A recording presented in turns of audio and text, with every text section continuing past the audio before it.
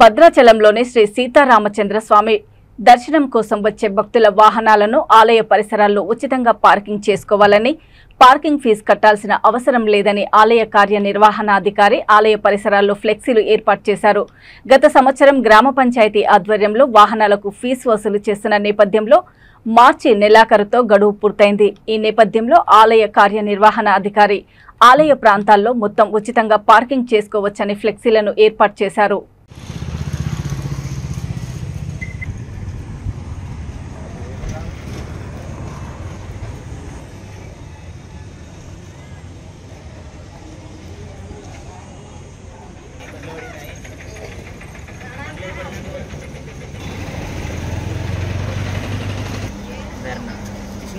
ఎదురు చూసి చెప్పేస్తాం మోడల్ ఎందుకు